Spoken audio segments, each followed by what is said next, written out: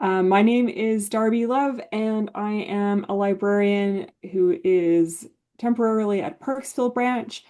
And I live in Nanaimo First Nations territory. My beets are not doing well. My partner's really mad about that, but my carrots germinated well, so that's nice. My beets aren't doing well either. Great. I will tell her that will make her less mad, hopefully. And this is Richard Bernier, who is the coordinator probably for like the last 5 years of this program. Richard wrangles adults, which is really difficult, and it makes sure that everybody gets here and ha has their presentation kind of ready and stuff like that. So he is Vancouver Island Master Gardeners um, Association representative for that. And then we also have Ruth Beelman, who's going to help with questions at the end. It's really nice to see Ruth. She's also a master gardener. And of course, Cameron Smith, who is the presenter today. So I'll just tell you a little bit about Cameron. He's been VIMGA, which is the Vancouver Island Master Gardener Association member, for 9 years and is a graduate of VIU's Horticultural Technician program. His gardening efforts focus on food crops, West Coast native plants, and ornamentals for pollinators and for beauty.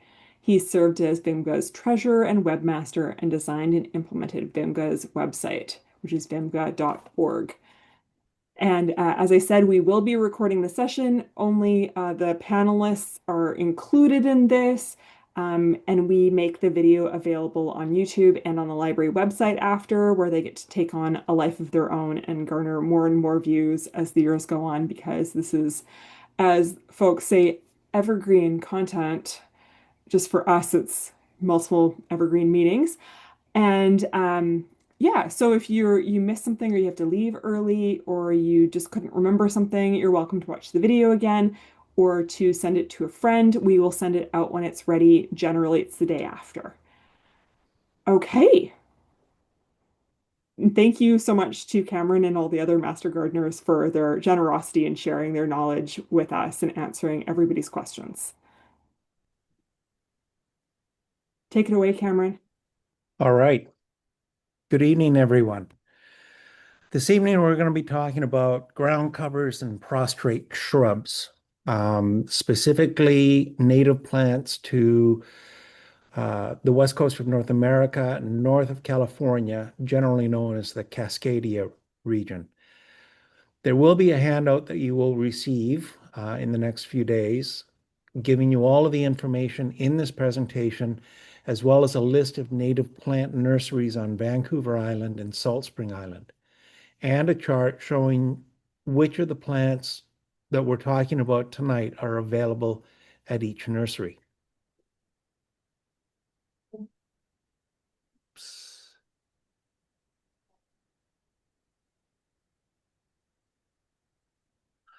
All right. My name, as was said, is Cameron Smith. I'm a certified master gardener with the Vancouver Island Master Gardeners Association, also known as VIMGA. This presentation is a partnership between VIMGA and the Vancouver Island Regional Library. It is the property of VIMGA and the library, and it is copyrighted. It cannot be used in whole or in part without the written consent from VIMGA and the library. While we make these educational seminars as accurate as we can, your use of the information is at your own risk. All right, so with that out of the way, why am I doing native plants? Native plants, and I think many of you will already know all of this, native plants co-evolved with the local wildlife and play essential roles in their life cycles. They're adapted to the local climates, the soils, the ecosystems. They typically require no fertilizers or pesticides once established. They're more resilient to climate extremes and pests, although we're really testing that theory now as our climate gets hotter and hotter. And you can see that in a lot of native plants that are starting to struggle. They support native wildlife. They support the pollinators, the birds, beneficial insects. They reduce garden inputs, irrigation and soil amendments. And if you put them in instead of other exotics or invasive species, we'll see the invasives not outcompeting the natives. All right, let's get into it. What are ground covers? When we're talking about ground covers, we're talking about low-growing plants that spread horizontally, uh, generally or often forming dense mats. They generally stay under 12 inches tall. Some are walkable or mowable. Others are much more delicate and really are only to be viewed. They can suppress weeds, reduce erosion, fill in spaces, just blank spaces with living texture. They can be used under trees, between pavers, or as lawn alternatives. Native ground covers offer, as mentioned before, habitat and forage for pollinators and insects, small mammals. They offer forage for the deer, sorry. They help to stabilize the soil and retain moisture. And while some are green, others offer more seasonal interest.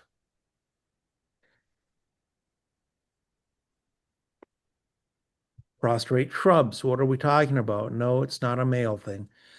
Prostrate shrubs are woody plants with naturally low and spreading growth habitat. They are shrubs, but they grow outward rather than upward. They're often good for slopes, dry banks, or edges of pathways just to help soften the edges. Many are evergreen, and they often thrive in soil that is less than ideal. They're attractive to birds and insects, and again, small mammals will often hide within the shrubs. And they offer year-round structure with low maintenance.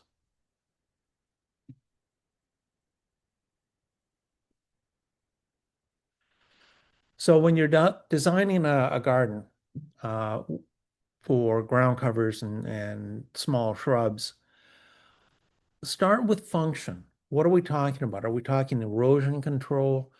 Are we talking shade cover? Or just visual appeal? And when I say shade cover, it's not so much that you can hide under a prostrate shrub or a ground cover, but what it'll do is shade the ground so that other weeds have a hard time growing. Let form guide your placement. Prostrate shrubs can soften slopes or edges, as I said. Avoid overcrowding.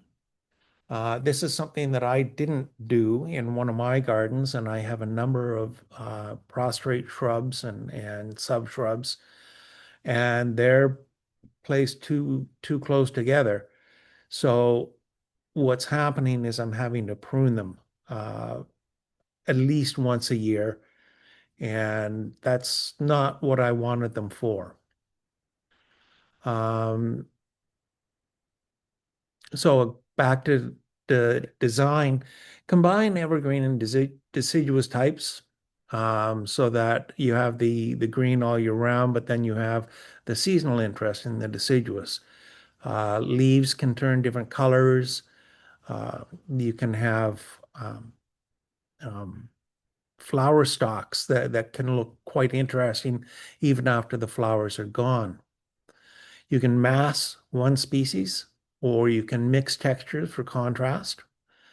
I did another presentation on lawns a little while ago.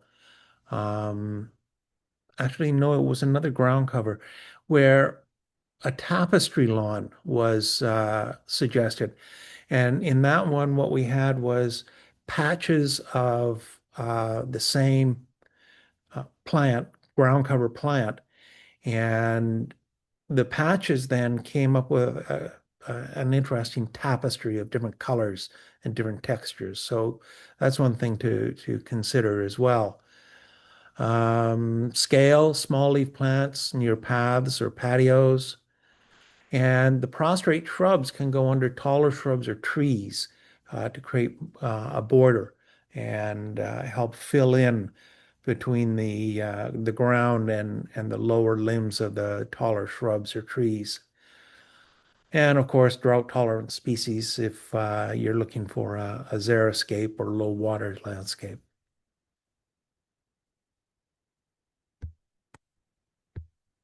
Come on. Right plant, right place, the mantra of all gardeners.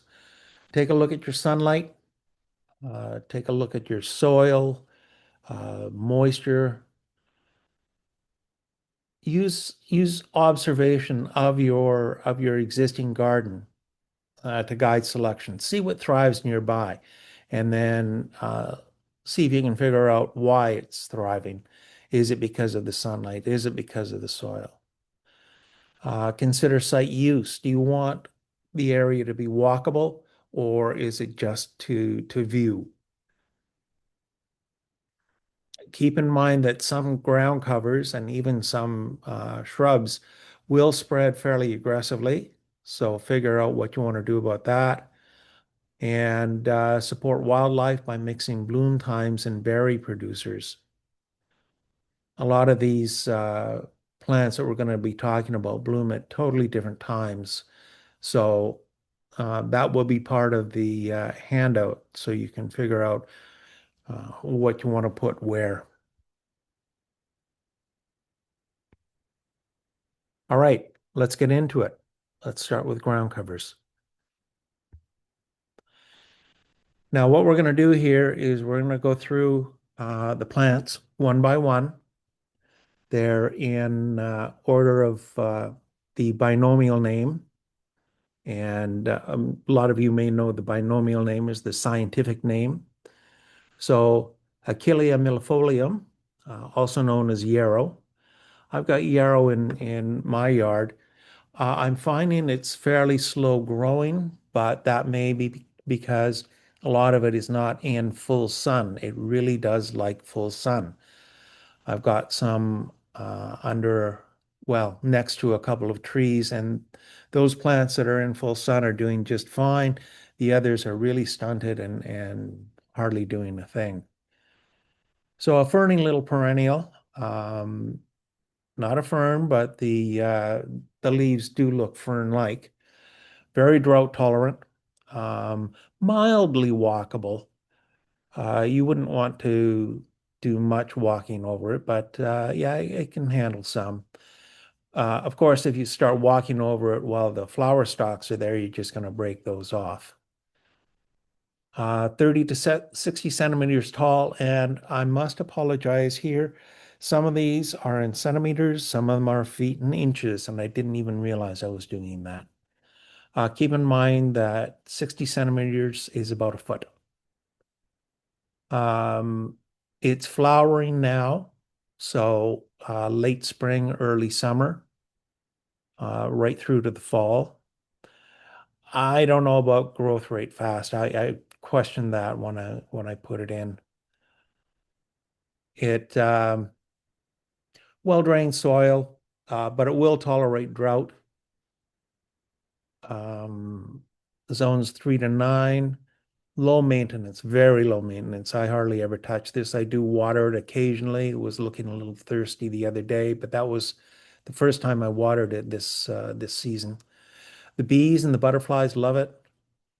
The leafy part of my yarrow is only about 20 centimeters, although the flower stalks are about 60. So it's yeah, fairly low to ground, but then the flower stalks come up quite high.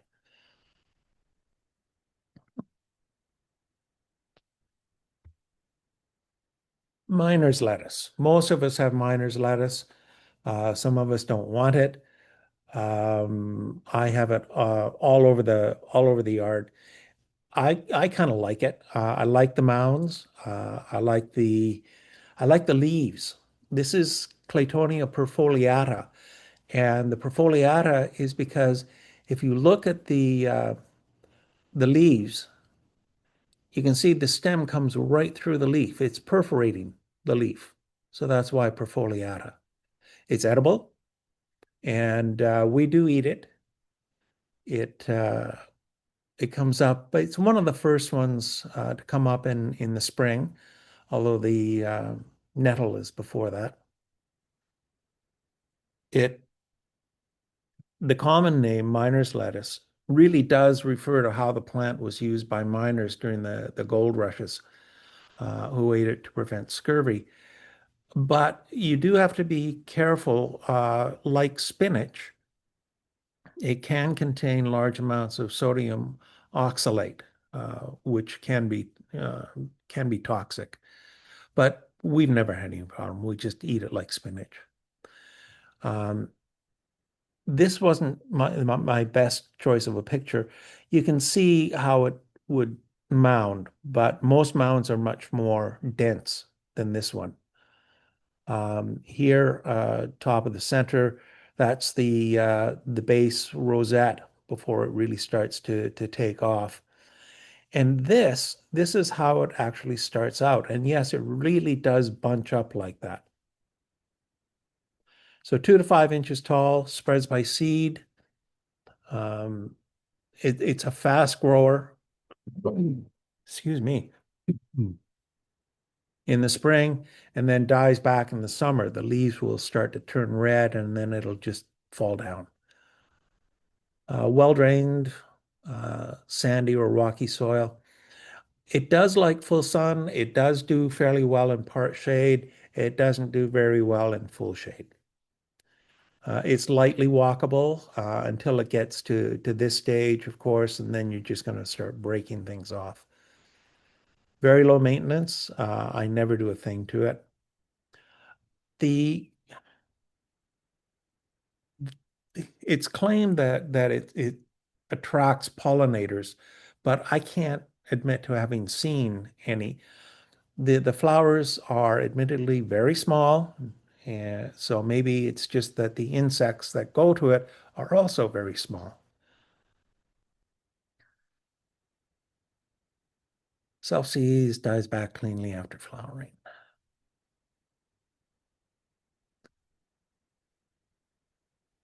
Come on.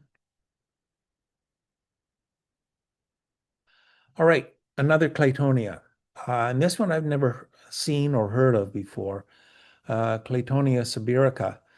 And you'll note right off the bat that it doesn't have the perforated leaves. That's one of the things that distinguishes it from uh, the regular miner's lettuce. It again, very early season, edible.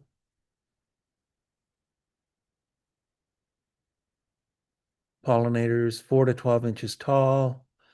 Blooms early to mid-spring, I guess, much like our regular or more familiar. It does have these nice pink flowers, though, which is quite nice. The species has been moved around a bit and is now found in much of the UK. It continues to spread, although it's not considered invasive. However, the fleshy leaves apparently appear early enough, and then when they collapse, they can suppress growth of later species. So another indication of why we don't want to move species around from country to country, continent to continent. Early nectar for the bees, zones 3 to 7. Not walkable, I guess, because of the long stalks on the leaves.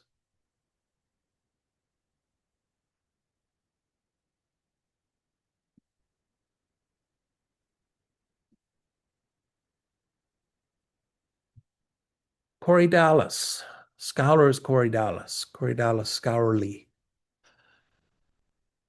Now, I have Corydalis, but I don't have this one. I don't have a native.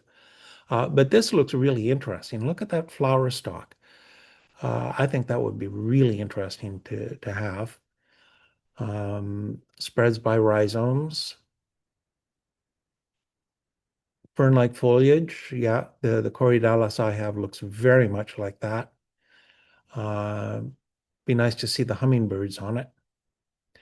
Up to 60 centimeters tall. Spring flowers, moderate growth rate. Shady borders. Yes, it likes the shade apparently. Moist, humus-rich soil. Everybody likes moist humus. Well, not everybody. Not walkable. I guess it's just too tall for that sort of thing. Hardiness zone 6 to 8, low maintenance, hummingbirds, pollinators. Um, Now this is interesting. Apparently it's extremely rare and found naturally only on the west coast of Vancouver Island around the Nittinat, Carmana, and Klanawa valleys. The flower stalks can get up to 4 feet tall. So if you're trying to put together a really low area, low coverage area, might not be the best. It's yeah, these are native to temperate northern hemisphere all the way around the world. And interestingly enough, the high mountains of tropical Eastern Africa.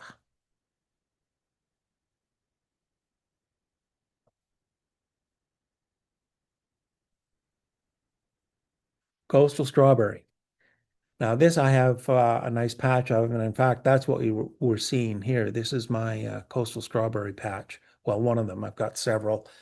It spreads well.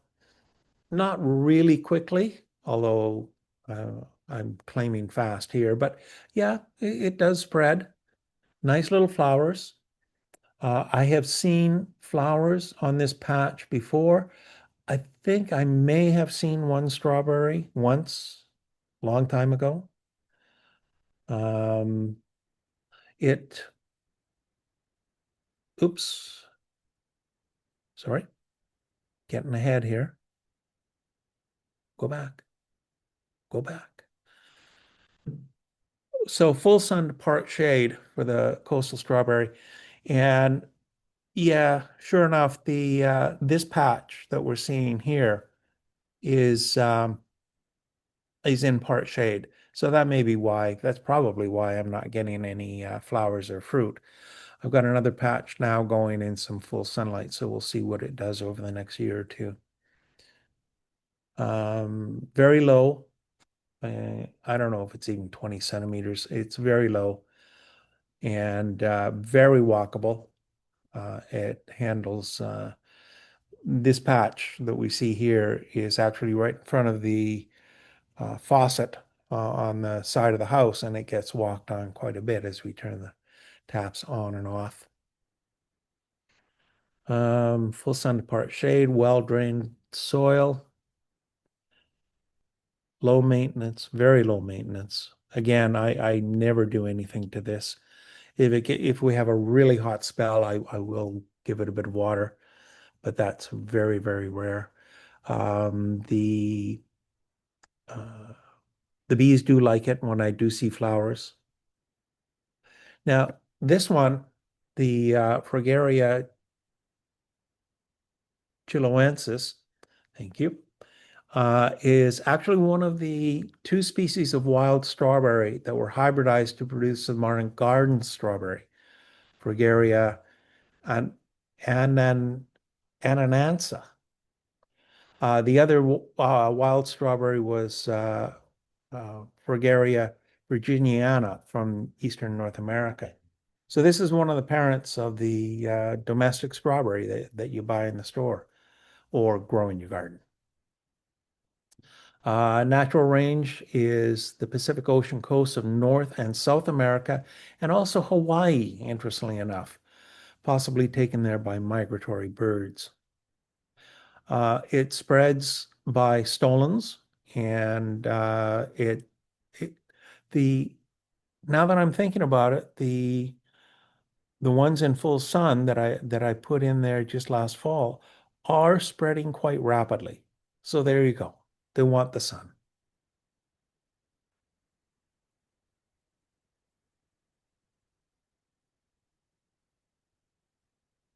The woodland strawberry, Fragaria vesca, another low-growing plant, edible red berries, spread by runners. Um, this one appears to be a little taller. I don't have any, but it appears to be a little taller than the beach strawberry. That was something I meant to mention as well. The coastal strawberry is also known as the beach strawberry. So this one is listed as lightly walkable. Those stems, I don't know, maybe.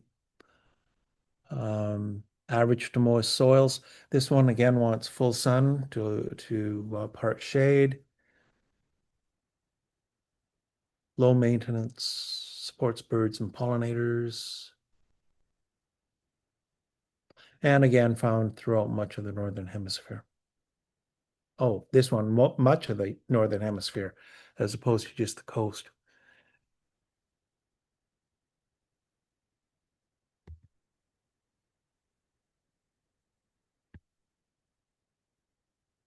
Twin flower. Now, this is kind of interesting. Linnea borealis. The genus name, Linnea, uh, comes from Carl Linnaeus, who was the founder of the modern system of binomial nomenclature. And Linnaeus took this plant as his own personal symbol, apparently, when he was raised to the Swedish nobility in 1757. And the flower is the provincial flower of Småland, the home province of Linnaeus in Sweden. And the sign up there is a street sign from a town in northern Italy. So it's a mat forming evergreen ground flower. Nice little twin flowers there. Found in part shade to full shade within coniferous forests. Moist soil, 2 to 4 inches tall, so it's very small. Spreads up to 2 feet. Blooms late spring to summer. So woodland edge, underplanting for trees, shady ground cover, not walkable, and with those delicate flower stalks, I would agree with that. Uncommon, highly attractive, native for shady settings. Something else about this plant, it's self-incompatible, which means that it requires cross-pollination to produce viable seeds. And since pollen dispersal is not usually very far, individuals and clonal colonies can become isolated. They will spread by stolons, however, and will form patches of clones.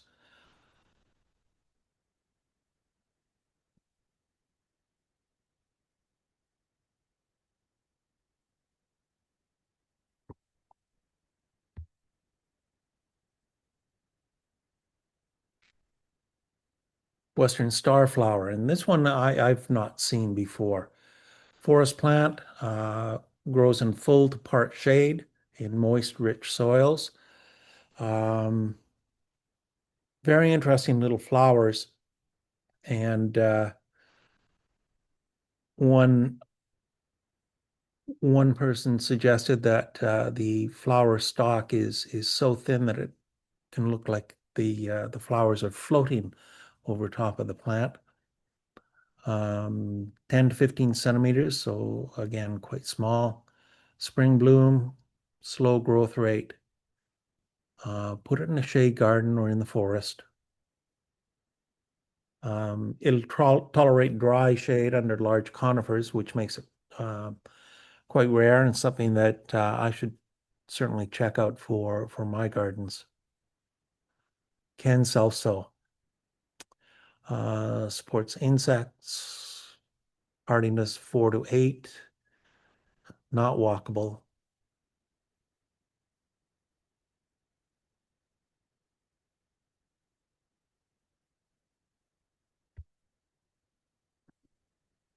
Right, fringe cup, another one. There are several in here that I have not seen before. Um, moist forest gardens.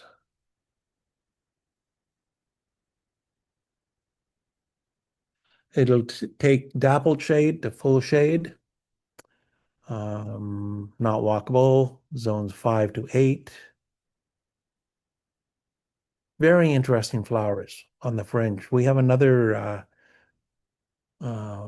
fringe cup coming up in a little while that has a different type of fringe flower.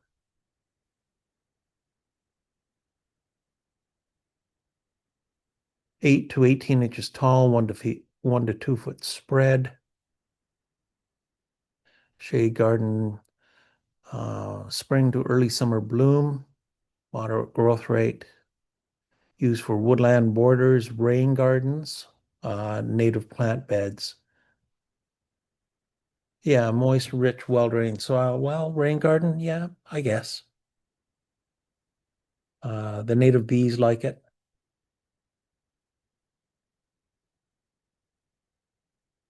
Works well with ferns and spring plants, other spring plants.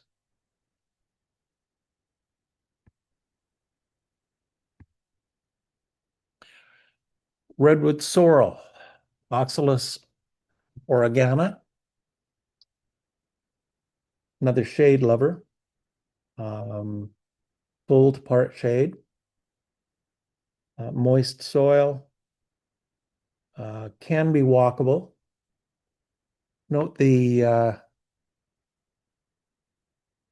clover-like leaves. I think I've seen this around and have mistaken it for clover, but certainly not when it shows its flower, which is not clover-like at all. 10 to 15 centimeters tall, spreads by rhizomes, so it's a creeper. It'll moderate growth rate, so it will take over. Zone 6 to 9. Pollinators apparently like it. The leaves can be eaten, but like spinach, once again, they contain oxalic acid. And apparently the name oxalic acid is taken from the Oxalis genus. So Oxalis oregana, Oxalis is the genus, and that's where the name for oxalic acid apparently came from. Safe in small amounts. It can be aggressive, but as one person put it, excellent for an untamed woodland setting.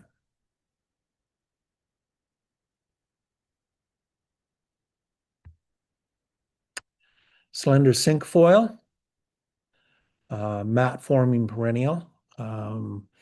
Yellow flowers, finely divided leaves, tolerant of drier sites. It likes to be in the full sun. It will fill drier spaces with color and texture. Very drought tolerant. 20 to 40 centimeters tall, spreading up to 60. Blooms in the summer, moderate growth rate. Good for rocky gardens and sunny slopes. And zones 3 to 9 supports bees and insects. Ranges from Alaska down the west coast of Canada and the United States and into Colorado. Native bees, butterflies, and other insects are attracted. Good host plant for caterpillars, be that good or bad. Deer resistant.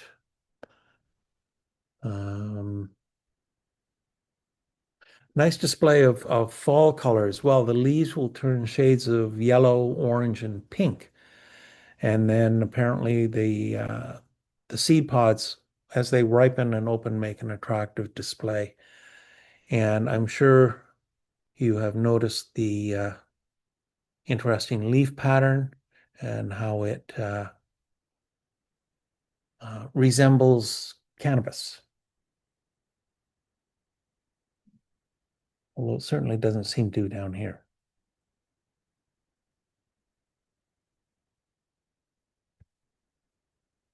Broadleaf stonecrop, I have some of that around, and it's quite nice.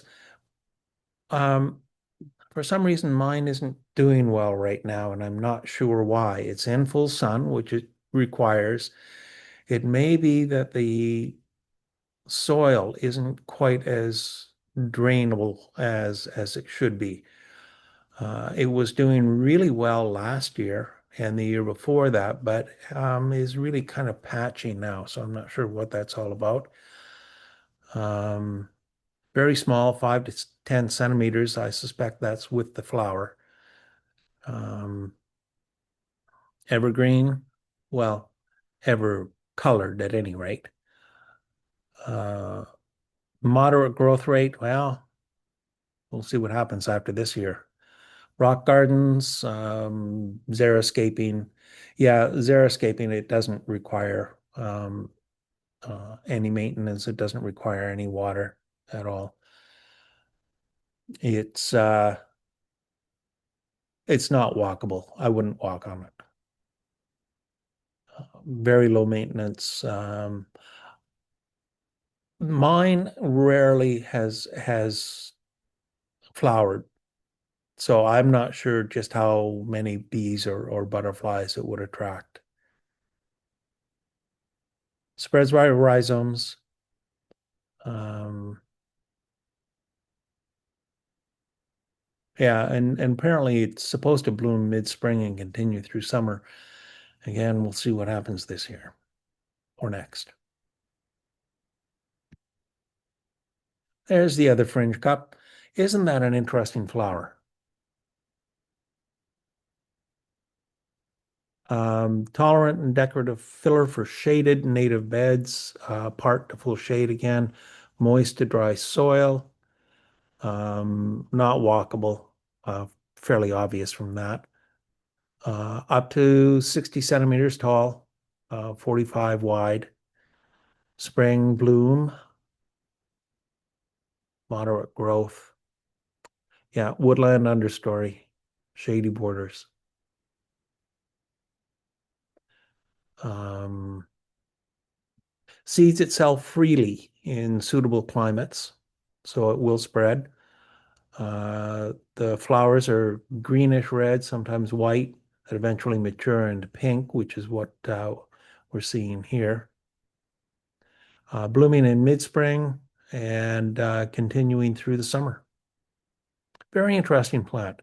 Yeah, I could probably find a spot for some of those.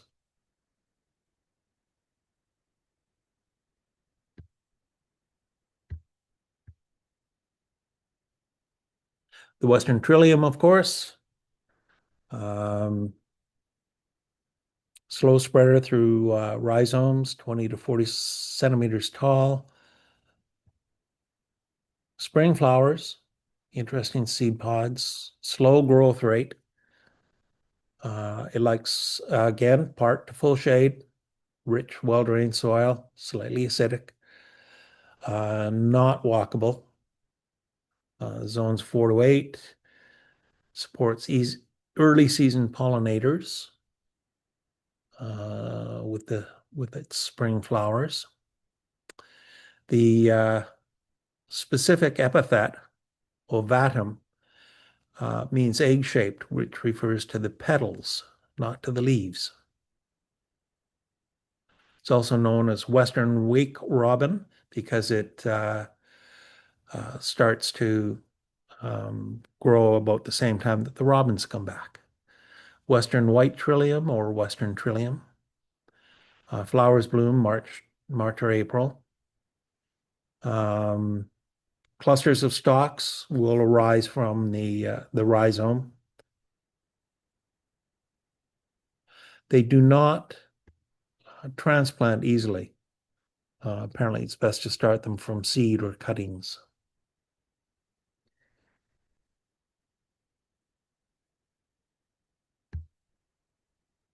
Now, this is an interesting one, the inside-out flower, Vancouveria hexandra. And the genus is named after, of course, Captain George Vancouver. But isn't that interesting? As somebody pointed out, it looks like the flower is in the midst of being turned inside out. So, um, part to full shade. Going through this, I didn't realize I had so many full shade plants. Moist, well-drained soil, not walkable, zones 5 to 8. Excellent shade cover, 20 to 30 centimeters tall. Spring to early summer bloom, moderate growth rate. Under shrubs or trees, woodland gardens.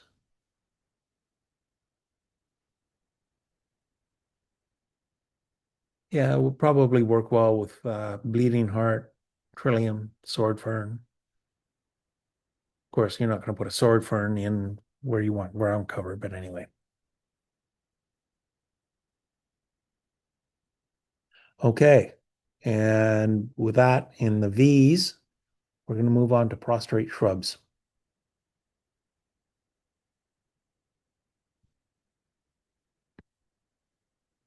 Connect, of course. Arctostaphylos uva ursi. Dense mats, evergreen, urn-shaped flowers followed by red berries.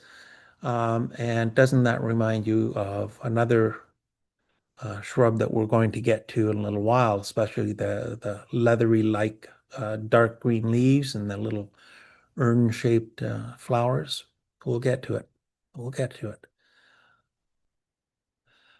Great drought-tolerant plant. Likes full sun to light shade. I know just where I'm going to put it. Well-drained, sandy or rocky soil. Well, maybe not. Now, I put down that it's not walkable, but I think a light, uh, very light tread would be fine for it. Zones 2 to 6 uh, provides berries for the birds and flowers for the pollinators. Slow growth rate. Dry slopes, rock gardens, ground cover under conifers. Although that doesn't make a whole heck of a lot of sense if it wants full sun. The genus name Arctostaphylos comes from Greek, arctos meaning bear, and staphylos meaning bunch of grapes.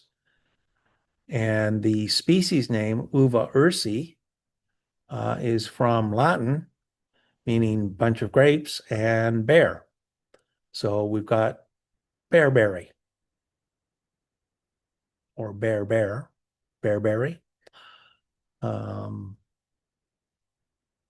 you see it quite a bit if you're out wandering in the woods.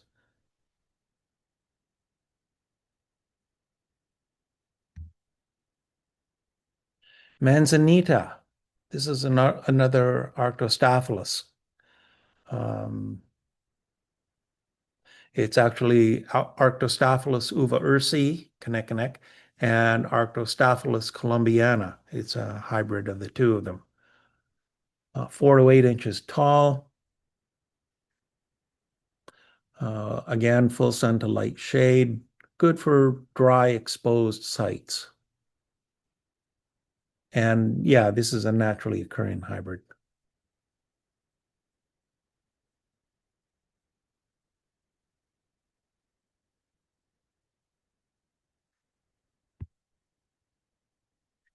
Another Arctostaphylos.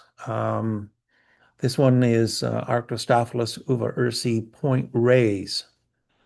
Um, dark green leaves again, grows rapidly as long as it has regular irrigation to get established.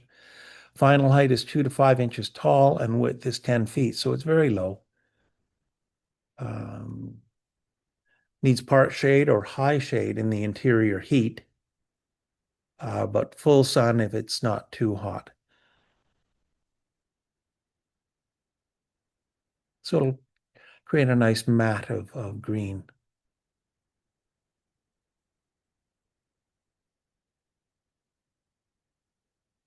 Spring flowers, evergreen, of course.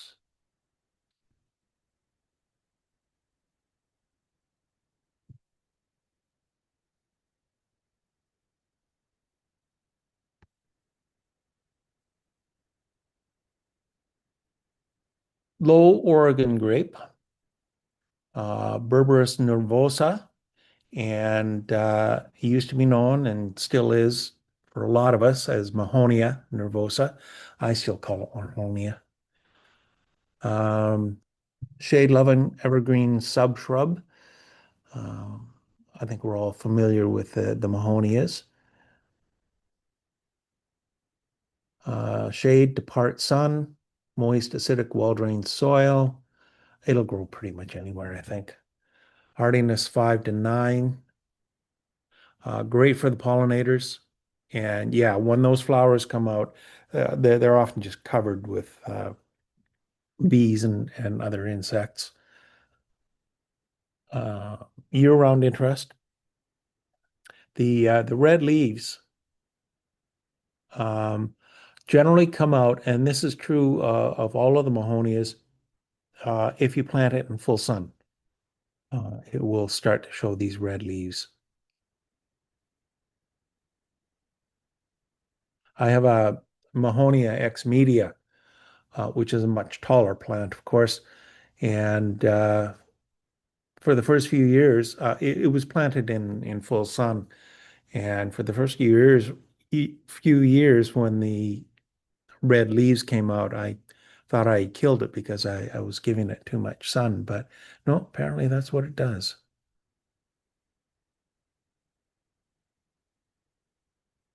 Now, one thing about the specific epithet, the species name, um, if you're trying to remember whether low Oregon grape is Mahonia nervosa or its larger cousin, the tall Oregon grape, which is Mahonia aquifolium, just think about how the low Oregon grape is very nervous about being stepped on.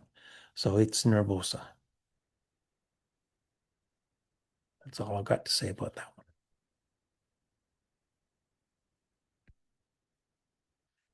Now, prostrate ceanothus. I have one of these, and in fact, both of these pictures are it. And notice this is what I was talking about when I said that I had planted things too close. Look at the size of this thing. And it's already been pruned once this year. Those are the flowers, very much like the other ceanothus, the California lilac. And some people dispute this, but I always feel that the flowers, when they're in full bloom, smell like Concord grape, and I just love it. Wants full sun, and that's what it has here, and it's doing really, really well. Drought tolerant. It is a nitrogen fixer, so it leaves the nitrogen in the ground.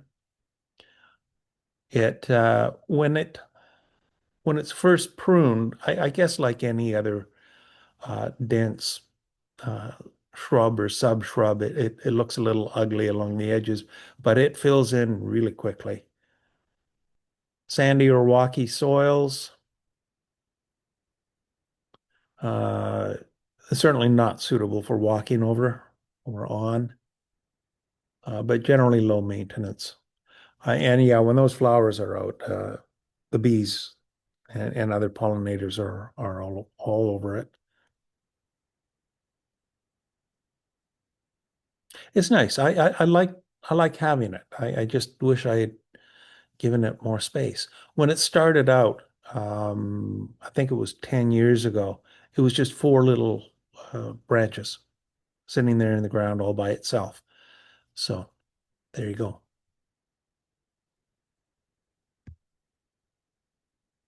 And here we go. Dark green leathery leaves, little urn-shaped flowers, salal, Gaultheria chalon. Um, Quintessential West Coast plant, ideal for low maintenance gardens, and all sorts of wildlife um, will eat on it. It likes shade to full sun.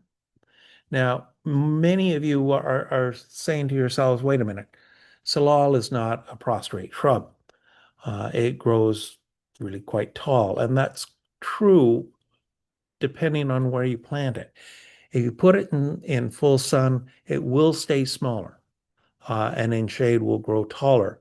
There are also variants that tend to spread out instead of up. So if that's what you're looking for, if that's what you want, then look specifically for that. Um, the berries, of course, are edible. They make great jams and great wine. Minimal maintenance, zone 6 to 9. Um, it provides nectar, cover, and berries for the wildlife. Now, this is kind of interesting. David Douglas, the Scottish plant explorer, lived in the late 1700s, early 1800s, brought salal seed back to Britain in 1828, so the plant could be used as a garden ornamental. Well, we know how that sort of thing works out, don't we? We just have to look at the roadsides and see all of the bright yellow flowers of the Scotch broom. And today it readily colonizes heathland, and woodland habitats in southern England and can form dense stands of salal which smother other vegetation. It's widely considered a problem weed.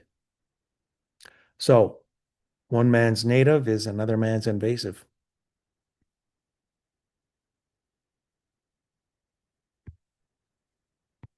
Bearberry honeysuckle. I don't think I've ever seen this. Um, Low-growing deciduous shrub and showy yellow flowers. Don't they look interesting? I would love to see that. Uh, Partial shade to full sun in moist areas, forest edges, and wetlands. So naturalized areas, woodland edges, wildlife gardens.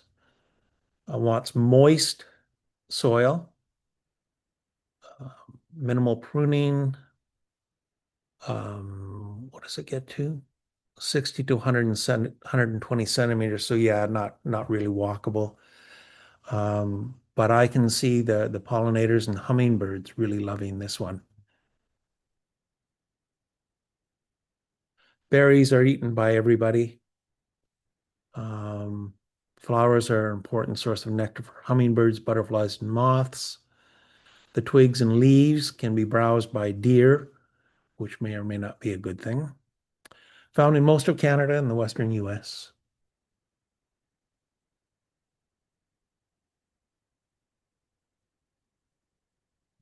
Creeping Oregon grape, Mahonia repens, or Berberis repens, as it's now supposed to be known. Um, like the other Mahonia, provides winter interest, erosion control, likes full sun to part shade, and will tolerate a fair amount of poor soil and drought. 2 to 20 centimeters tall. It's actually, yeah, quite small.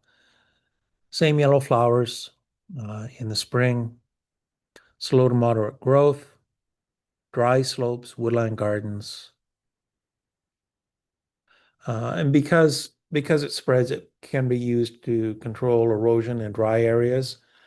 Um, and it's the very deep and extensive root system that gives the plants their ability to adapt to low water conditions. Spreads by rhizomes.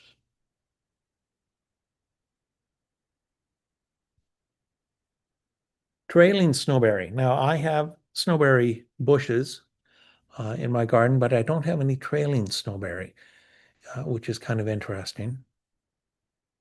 Uh, 20 to 60 centimeters tall, dry open woods or forest edges. Spring flowers, white berries in the fall. Quite familiar with that. Yeah, fast coverage. That's interesting. Soil stabilization, full sun to light shade. Soil dry, dry to average. Cutback is needed, not walkable.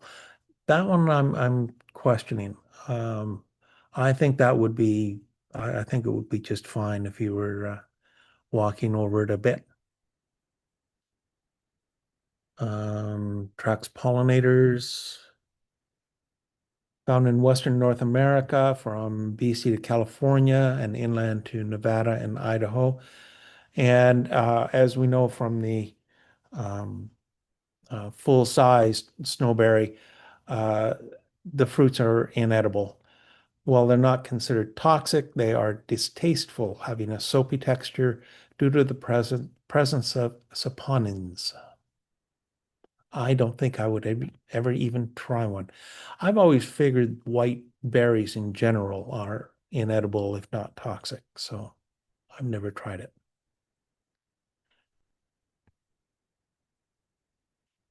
Prostrate Western Hemlock, Tsuga heterophylla, Thorson's Weeping.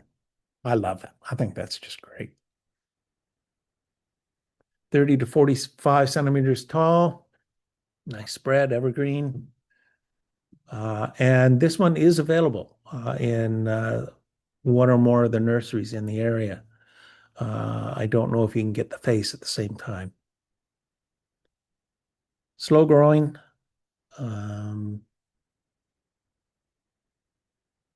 part shade to shade, moist acidic soil. Apparently pruning is rarely needed. Just guide the trailing branches. Not walkable, obviously. Wouldn't want to step on that face. Zones 4 to 8, low maintenance, cover and shelter for some wildlife, I guess.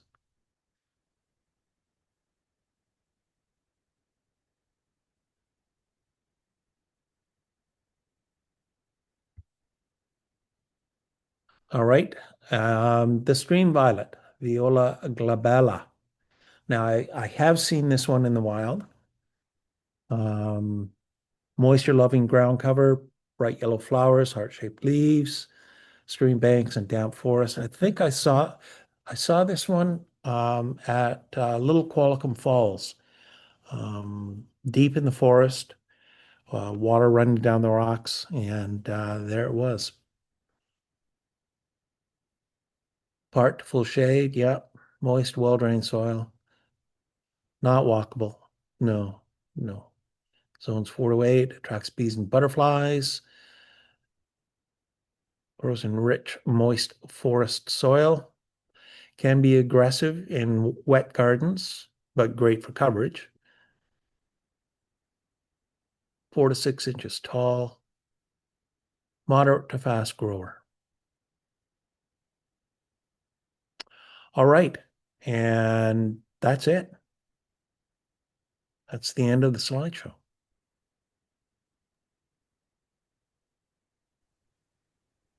Great. You were talking about some nurseries that have native plants, Cameron. Yes.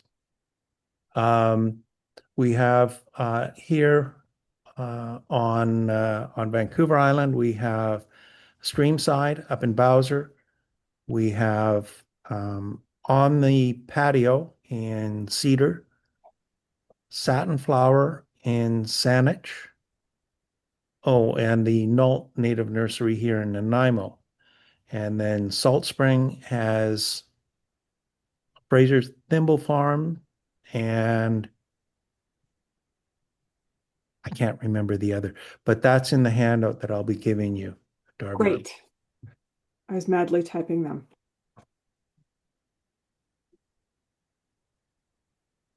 Okay.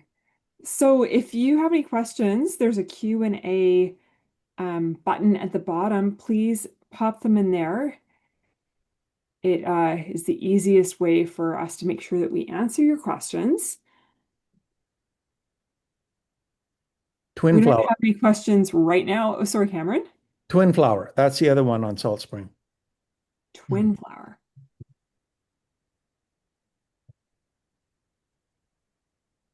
For all of you that are living elsewhere, you can always Google native plant nurseries, and you will find most likely a lot of nurseries that actually deal with native plants, and it's always a good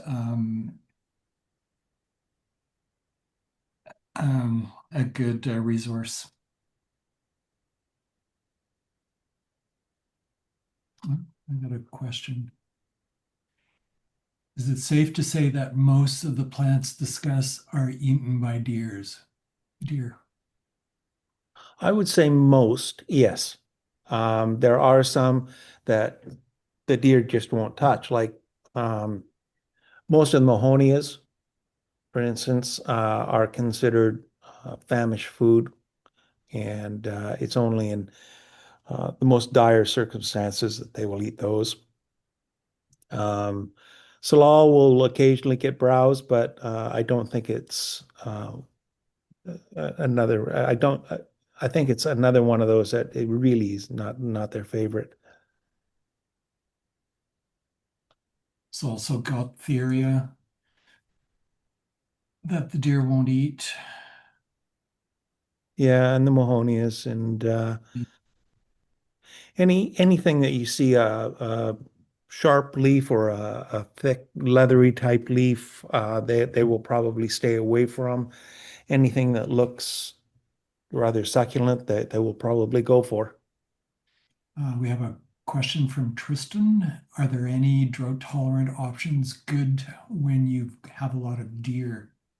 Yeah, well, once again, the Mahonias are pretty drought tolerant. Salal can be used in that circumstance. Would Um, and again, all of this will be in the handout that Darby will be getting and will be sending out to you. So you'll be able to go through it.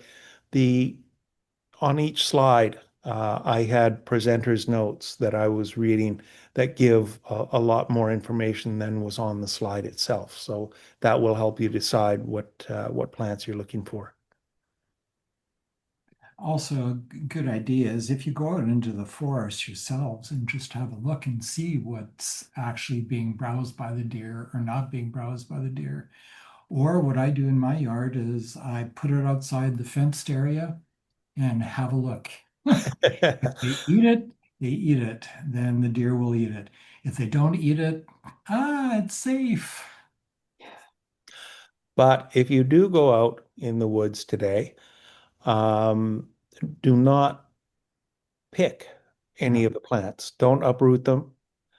Um, leave them where they are and let the experts at the nurseries grow the plants for you. Yeah, we don't want to be destroying the habitat of these native plants. The other thing is, a lot of these plants get dug up basically, and we've lost some. A lot of them don't transplant well anyway. Yeah, So true enough.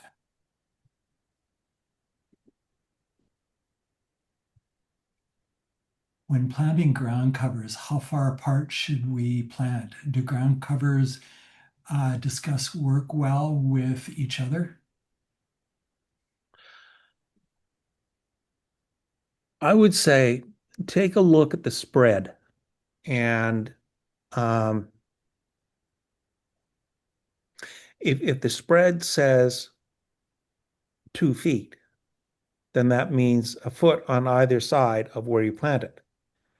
So if you plant another plant 2 feet away from the first plant, then they should meet in the middle. So take a look at the spread. And obviously, I didn't do that with my ceanothus. Well, I think we're all have done that in occasionally. Yeah.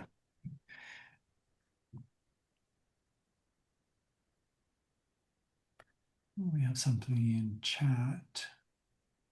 Ah, okay.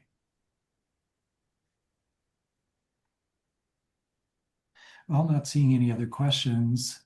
Cameron, I have a question for you. Like, so you were talking about some of the things that you had in your garden. Do you have a total native plant garden or Not yet, but I'm working on it. working on it? Yeah. And what's your main driver, or you can have multiple reasons. Why are you working towards that goal? When I wander around, I look at what other people have, and I see all of these exotics, many of them the same from garden to garden. I'm getting really tired of Pieris japonica and others like that. And so I just decided that um, let's do something that others aren't doing, something that is not going to result in invasive plants escaping, something that helps the native pollinators and the native small mammals and insects and so on. Um, let's just rewild. Mhm. The other For thing, those of us who don't know scientific names, the Pieris japonica, what's its common name?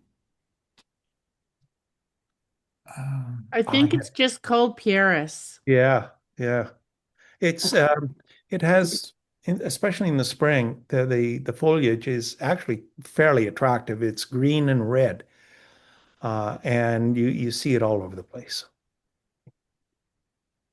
yeah, the other thing is with all native plants, you can count on them pretty well working in your area. They don't, a lot of them don't require a lot of extra effort, like as in fertilizer or as in water. So, especially nowadays when we're dealing with drought-like conditions here on the island, looking at drought-tolerant plants is always a good idea. You know, we not all of us have cisterns that we can collect rainwater. Also, civic water can be fairly expensive. So native plants is probably a good idea.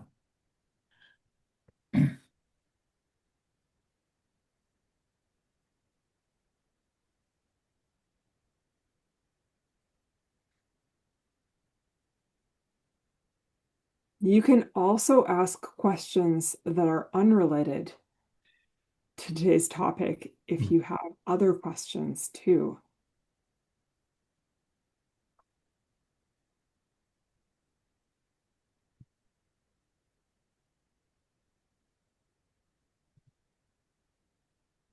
Well, either you gave a uh, good presentation and there are no questions. So great, Cameron. Good show. Good show. Exactly. Oh, I there's have another question for Cameron. So, if I wanted to transition my front yard into being more native plants, and a lot of the ones that you're mentioning are ones that like we're kind of thinking about maybe doing it instead of lawn or taking up some of that mowing space.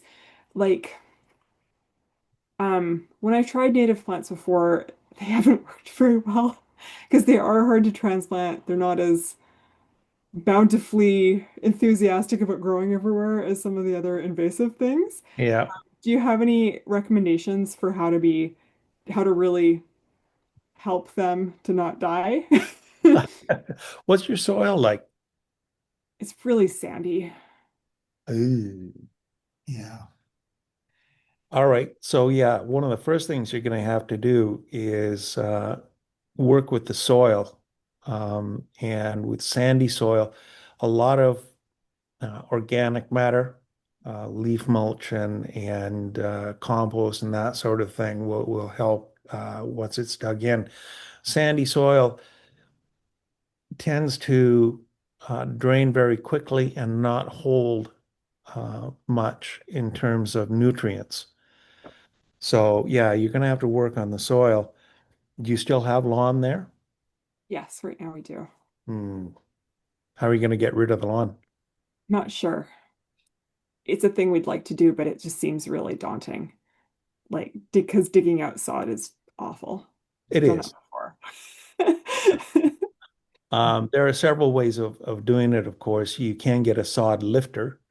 And I rented one from Share Cost. When we first got here 15 years ago. Mhm. And it's a big, heavy, smelly machine. But it did do the job and it Okay. lifted the sod and rolled it into bundles that I could then get rid of. So that's a possibility. And of course, there are things like, and don't tell some of the other master gardeners that I said this, but The lasagna method. you can smother it with things like cardboard, or possibly a little better would be newspaper, layers and layers of newspaper. The other master gardeners will argue that the cardboard will smother it too much and will kill the microorganisms underneath because there's not gas exchange or water. But it still can be an effective tool, especially in smaller areas. If you're doing a really large area, that's probably not a good idea. So if it's a larger area, you would kind of recommend newspaper. We could save up newspaper for months and months and then go around killing the lawn and then just start the soil on top of it, essentially. Yeah. Yeah. Now, for my large area, my orchard, I had somebody come in with a little 3 foot wide front end loader with a bucket, and he just scooped it all up, just like a sod lifter, but a lot faster than I could do it with the rental from ShareCost. So we have some questions here. It bought us some time so that people felt comfortable with their questions. Yay. Hey, And now Tristan, I can tell my partners we do not need to dig out the sod. That's a great thing to tell people. Yeah, yeah. okay, Tristan asks, is soil testing a worthy exercise? Mm. So I imagine soil testing for pH, salt, any of those things. Is it a worthy exercise? Depending on what you're trying to do. If all you're doing is putting in ground covers and prostrate shrubs, then no, probably not. But if you're trying to grow a vegetable garden, and then yeah, it probably is worthwhile. And do it professionally. Don't try it with these kits that you pick up at the nurseries. They tend to be less than um, accurate. So we have a question from Anonymous. During the first year of establishment, is it advisable to water the plants for at least once a week? Yes. Yeah, until they're fully established. As my hort prof used to say, water, water, water. actually even more than once a week sometimes, depending on Yeah. where they are. Every few days, if you've just sandy soil, well, yeah, you'll be watering a lot. Well, yeah, yeah, it depends on your soil. Well, I it's have one area where I put in a Mahonia nervosa, and it's not doing well. It's heavy clay. And so it was suggested that what I do is amend the clay by putting in some pumice, basically broken up rock or rock foam, and leaf mulch, just to break up the clay and let it drain properly. And I also put in some mycorrhizal inoculant just to help get the fungus in there and get it working with the Mahonia roots. so we have a question. Also, any suggestion on ground cover or shrubs that'll grow under a pine tree with lots of needles? There were several in here, and I'm sorry, I can't list them off the top of my head, but yeah, there were several in here that spoke specifically about dry areas, dry shady areas under conifers. A lot of them um, specifically mentioned acidic soil as well. So they are here and they are out there.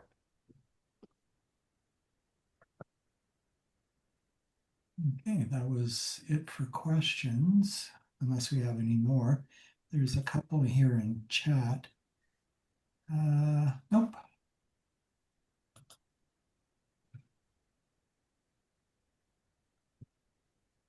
Okay, I have to fix my soil. Um, Also, next month presentation is on greenhouses, and that will be the basics. So choice of material, glazing, foundation, heat, cooling, water, all of the above. Yeah, and you can always look on YouTube or on the library's website, virl.bc.ca/gardening. And then we've got the virtual gardening series, links to seed libraries at various branches around our system, and links to the past recordings.